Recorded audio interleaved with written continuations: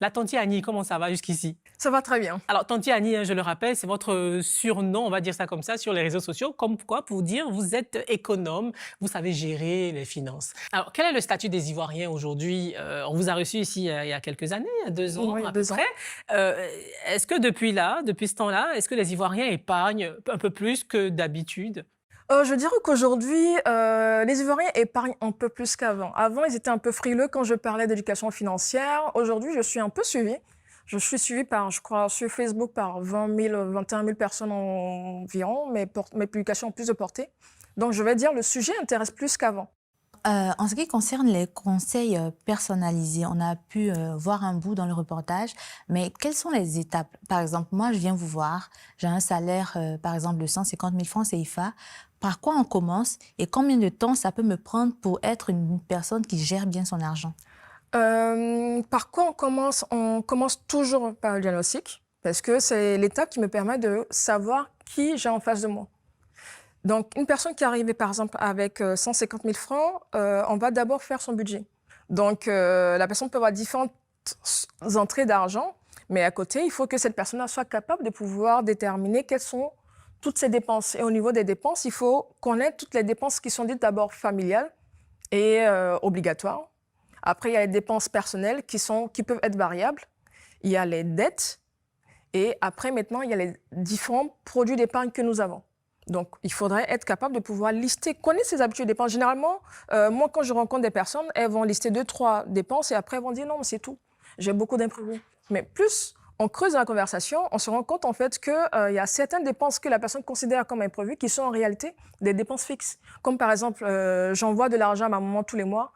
OK, mais c'est juste des imprévus, hein, j'envoie ça de temps en temps. Mais quand on commence à poser la question, est-ce que le mois dernier, vous avez envoyé de l'argent à maman? Oui. Est-ce que le mois d'avant, vous avez envoyé encore l'argent à maman? Oui. Le Donc, ça mois devient d'avant une encore. charge Donc, fixe. finalement, c'est une charge fixe. C'est pas, c'est juste que dans l'entendement de la personne, elle se dit pas, faut que ce soit systématique. Elle se dit, ça va, c'est maman, de toute façon, elle me réclame de l'argent tout le temps, mais je vais attendre. Mais à partir du moment où ça devient récurrent, il faudrait vous pouvoir anticiper. Si vous voulez attendre qu'elle vous sollicite, ça, c'est un autre cas. Mais dans votre budget, il faut pouvoir anticiper cela. Il y a beaucoup de choses dans notre environnement qui sont en réalité des charges fixes. Pour rebondir sur la question d'ACETA, comment déterminer le coût d'accompagnement d'une personne? Pour une personne qui a un salaire, par exemple, de 150 000 francs, qui vous approche pour bénéficier de vos services, ou pour une personne qui a un salaire de 300 000 francs, comment est-ce que déterminer le coût pour l'accompagnement? On a 4 offres. La première offre qui est l'offre flash, qui est facturée à 10 000 francs. Là, c'est une séance d'1 heure avec un conseiller où on fait le budget et on parle, on donne des conseils en fait à la personne pour changer ses habitudes de dépenses pour pouvoir correctement épargner. La deuxième offre qui est à partir de 49 000, là, on va commencer par le budget. On va mettre en place un plan d'épargne et un plan d'investissement. La personne recevra des conseils sur les différents produits financiers sur lesquels investir. Ça, c'est vraiment pour des personnes qui arrivent déjà à épargner et investir. Et même pour des personnes qui se disent, là, je n'arrive pas à épargner parce que je suis dépensière, mais je pense que c'est possible. La troisième offre, qui est l'offre corporate, là, elle s'adresse plus aux chefs d'entreprise parce qu'il y a énormément de collaborateurs qui ont des fins de mois difficiles, qui sont stressés au travail, donc sont plus performants. Donc là, on incite en fait les chefs d'entreprise à nous contacter, à souscrire à l'offre corporate. Cette offre-là est à partir de 300 000 francs. Donc, on fait des séances de formation avec tout le personnel où on va parler de gestion du budget. Très souvent, on est sur 3, 4 thématiques: gestion du budget, planification de l'épargne, planification des investissements, préparation de la retraite. Tout dépendra. La thématique sera adaptée à la cible, à la population d'entreprise. Et notre dernière offre, qui est l'offre Gold, là, il n'y a pas de prix, c'est en fonction de la situation des clients. C'est pour des personnes, on va dire, fortunées qui veulent avoir des conseils sur la planification de leurs investissements.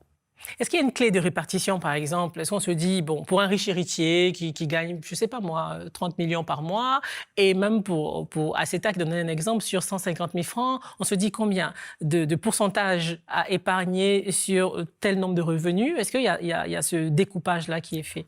Moi, j'aime pas trop partir sur le découpage directement parce que ça induit en erreur les personnes qui lisent. Il y a différentes stratégies d'épargne. Il y a le 70, 20, 10, 60, 40, 10. ça permet de pouvoir, oui, épargner. Mais le problème, en fait, avec ces stratégies, avec le fait de partir directement... Personnalisé. C'est pas personnalisé parce que je rencontre des clients qui ont déjà entendu sur les réseaux sociaux qu'il faut épargner 30% ou il faut épargner 40%. Mais dans les faits, ces personnes-là, quand elles virent le montant vers le compte épargne, il s'avère qu'au 10 du mois, il n'y a plus d'argent.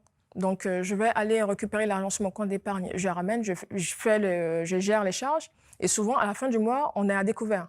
Quelques conseils à ceux qui nous regardent, qui aimeraient vraiment savoir gérer, mais c'est souvent difficile, c'est pas toujours évident. Je parle à quelqu'un. C'est souvent difficile, c'est pas toujours évident. Comment faire vraiment pour s'en sortir? Pour moi, la clé, c'est la discipline. La discipline et puis les objectifs qu'on se fixe. Parce que sans objectif, il n'y a pas d'épargne. On peut se dire, OK, non, mais moi, chaque mois, je vais essayer de mettre 50 000 francs, 200 000 francs de côté. Mais mentalement, c'est l'objectif en fait qui vous permettra de vous dire, oh, ça, dans 2 ans, je vais réussir telle chose, donc il faut qu'aujourd'hui, je garde mon argent. Donc, c'est-à-dire que le vendredi soir, quand on va vous appeler pour vous dire de sortir, si il n'y a pas de projet, vous allez vous dire, bon, l'argent est là, c'est pas grave, allons, on va faire le paya et puis on va rentrer. Ce sont des terminologies totalement ivoiriennes, donc le paya, c'est la fête. C'est la fête, fiesta. Voilà. C'est les loisirs, on va dire, de façon générale. Si on veut aller en loisir, faire des activités le week-end, faire du shopping, il faut le budgétiser. Il faut être capable de tout budgétiser dans sa vie et c'est ça en fait la difficulté. Parce qu'on se dit, je travaille tellement, je ne veux pas me restreindre, je ne veux pas limiter mes dépenses, mais finalement c'est cette manière de vivre-là qui va nous permettre demain de pouvoir réinvestir dans d'autres activités pour pouvoir avoir d'autres entrées d'argent. Colombe Dierebo, merci d'avoir répondu aux questions d'RTI Mani. Ce fut un plaisir.